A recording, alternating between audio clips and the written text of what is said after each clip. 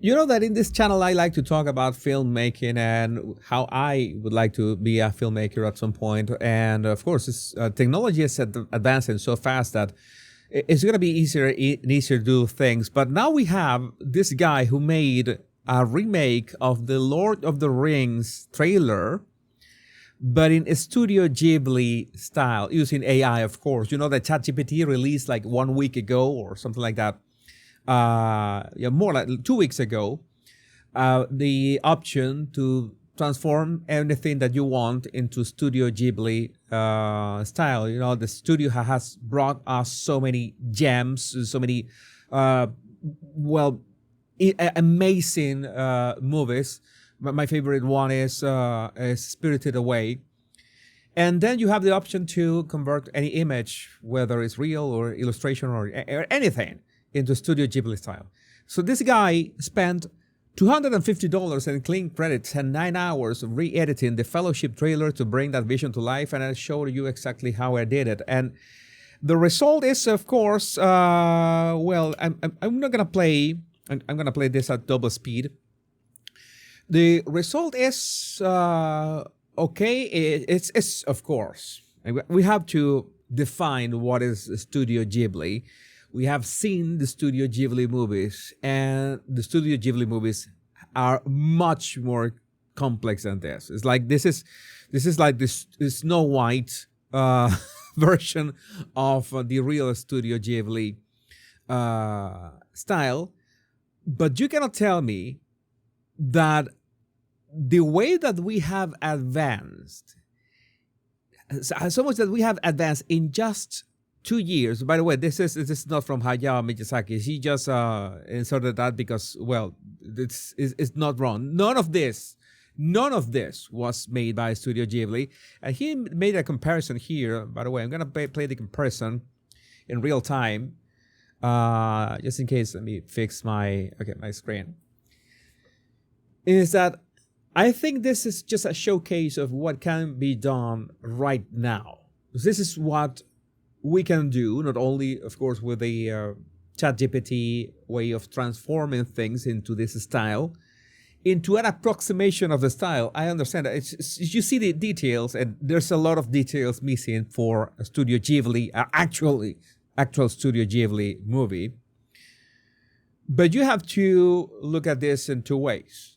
The first way is that this would have been literally impossible, I would say, 1 year ago, or much more work, or it would have been nearly as close as this. And the second one, looking at this, is what we'll be able to do. We will be able to do in 1 year or 2 years from now. And maybe, of course, we were talking about, okay, you're plagiarizing a style, you're copying a style, and you're copying something that already exists, and there's already an anime version of Lord of the Rings that looks much better than this. But that's not the point.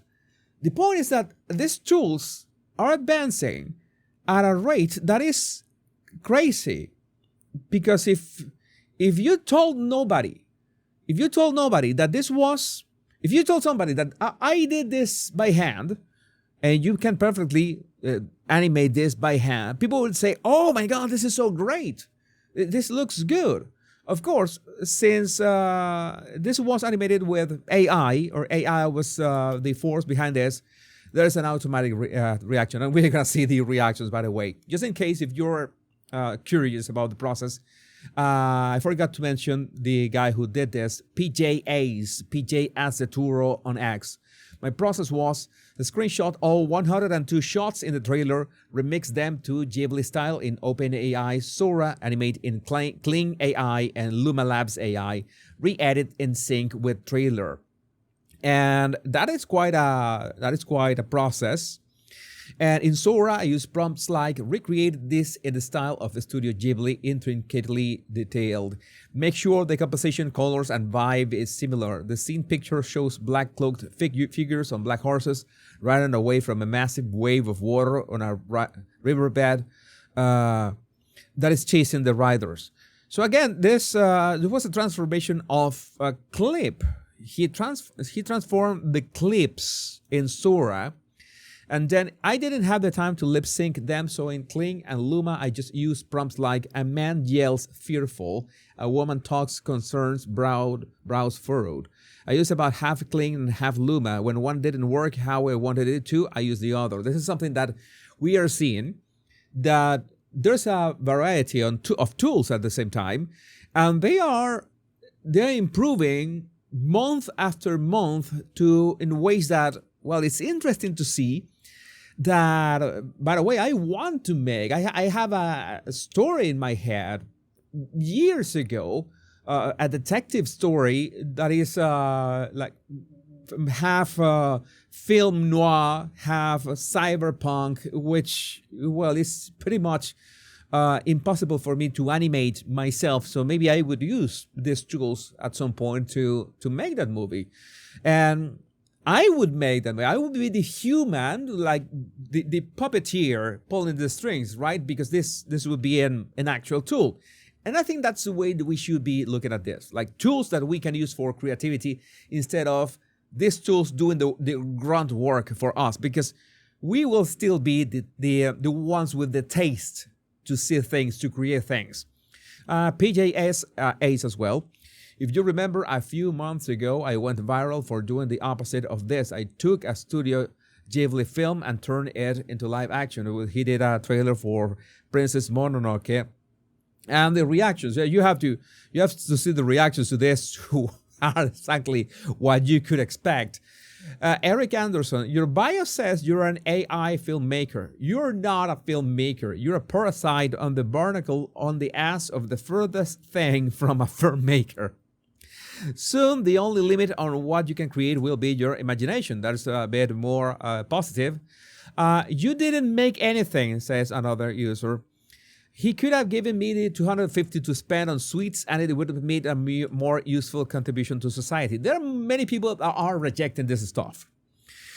I am not actually rejecting this stuff, because this means that if you have the creativity, if you have a story in your head, and you don't have time to animate it yourself, you can use these tools to animate the story that you have in your mind. You can actually use that. You will not have to draw frame by frame. I understand that that is an art. I understand that that's something that it's the purest form of art.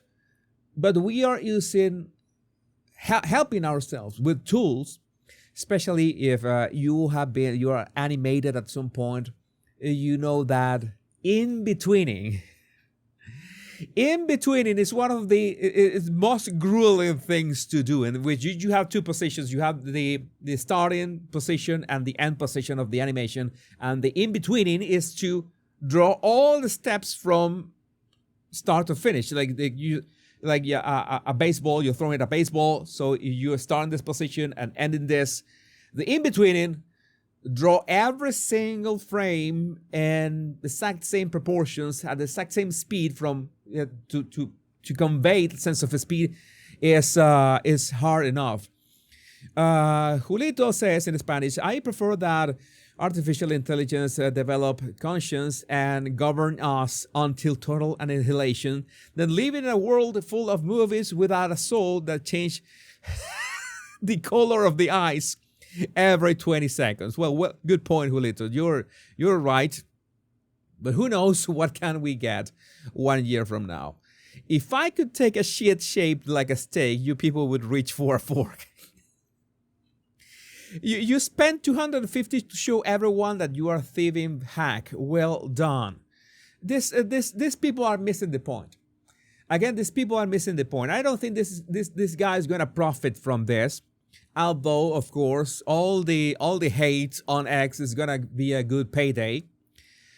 I do hope Studio Ghibli sues, and no, I don't think that they're gonna sue for that. It's way too small. Although you don't ever know how crazy can get Mr. Miyazaki over this. If they ever did a Ghibli Lord of the Rings trilogy, I'll watch it more times than Ned Rodriguez has watched the Peter Jackson trilogy. That's just there's different opinions. Comic-Con should ban the self-proclaimed AI filmmaker. Why? Yeah, I didn't like the directed by Hayao Miyazaki.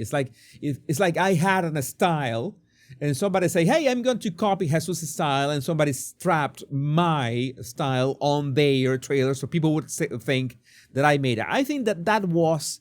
I think that I didn't like that thing because many people will, you know how it is the internet. Many people will really believe that Hayao Miyazaki directed this, or it's directing Lord of the Rings anime adaptation. I hope they all sue your arse into oblivion, dog. Looks like ass and you're talentless. E arrivederci a tutti. Goodbye to everybody. Yeah, the audacity to put Studio Ghibli presents. Ghibli will never ever present garbage like this. Have some shame. Thinking an anime automation makes something Ghibli is like thinking buying a basketball makes you LeBron James. And I just took a giant shit. It's not that hard to produce something without actually creating anything. So I understand. Yeah, this El Cid, I'm gonna mention this one. We already had a Lord of the Rings anime film, and it was much better than anything AI can make. I understand the point of all these people who are triggered by AI doing the stuff and creating the stuff. And I see all this resistance. And just for the record, so many of you already know I am an artist myself. And from, well, every single traditional medium, from pencil to crayons to watercolors to airbrush, one of the most difficult media that airbrushing, to, of course, digital painting, to digital animation. I have done everything from raw charcoal to, well, high-end Wacom tablet. I don't have my Wacom tablet right here, but I think that this is going to be just another tool. And especially for animation, it's going to be not good. It's going to be great because you know how difficult can animation be, and how difficult can it be in terms of creating something. The problem that I see, and so many of you, I know that so many of you are jumping to the comments to say this, is that people who are using AI are not really creating anything. AI is just copying from artists who made something. The AI is copying the style, and if you tell the AI to draw in certain style, then the AI is just copy that. It's going to copy that. It's like you are jumping over the process of developing your own style. That is wrong. That is the wrong part is that I'm just want to create something in the style of this other artist without any effort whatsoever. Okay, that is wrong, because that artist is like, I would say an artist who is no longer with us, Carlos Pacheco, is one of my favorite pencilers of Marvel comics. Carlos Pacheco was just amazing. I think that Carlos Pacheco and Todd McFarlane are two of my favorite artists. I would find it unethical to say, okay, I want to make a graphic novel, and I ask ChatGPT, hey, let's make this graphic novel. Here I'm only going to draw the squares, the division of the page, and you're going to fill in these divisions, this action and such, as in the style of Todd McFarlane or in the style of Carlos Pacheco. That would be highly unethical on myself. A totally different thing is that I do things the right way, which is, as an artist, I have to study Carlos Pacheco's style and copy by hand Carlos Pacheco. So that's how you learn to draw, copying your favorite artists. It's like writing. You copy entire passages of your favorite writers. It's the same. Again, this is a very interesting discussion.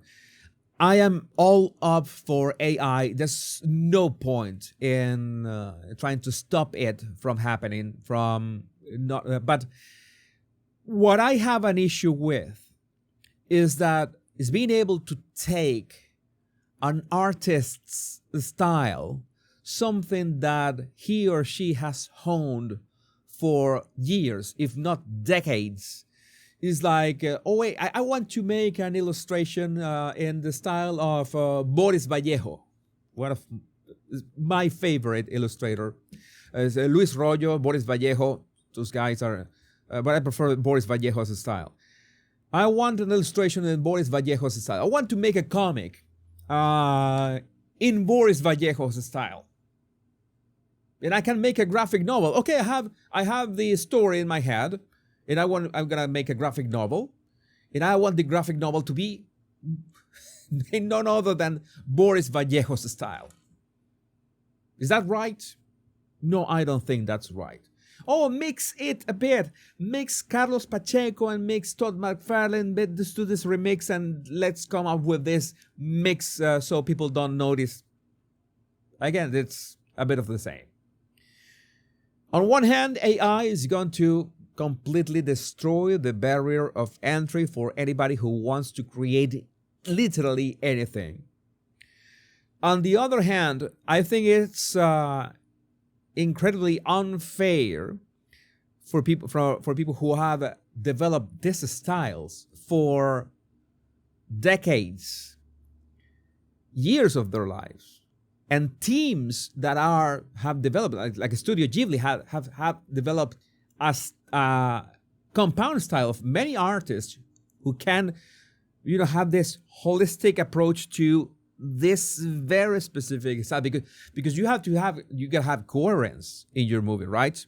This is important. It's like you're gonna have different styles. Every artist is gonna have different styles. No, you cannot have that. That is the magic of Miyazaki. At the same time, you have many artists, many of them can collaborate with each other and have cohesion in the final product. And somebody just, I want to make a movie with this style. That is completely unfair. That is the unfair part. How is that going to be controlled or patrolled or subject to fairness, copyright? I have no idea, because how do you copyright a style? You can copyright the product itself. You can copyright a drawing, but you cannot copyright the style. Because I could copy, if I work hard enough, I could copy Todd McFarlane's style. I wouldn't be able to copy that to perfection. I would have to work very hard, but that wouldn't be copyright infringement in itself. If I copy a direct production of Todd McFarlane, that would be one thing. Again, this is going to be a fascinating conversation. I want to know, so many of you are artists yourself. What do you feel about this? I would like to have this conversation with you, and I'm pretty sure this is not going to be the last time we see this kind of stuff and this kind of reactions. But again, I would like to know what you think about this in the comments. My name is Jesus Enrique Rosas. I'm the scene surgeon. Much love and bliss.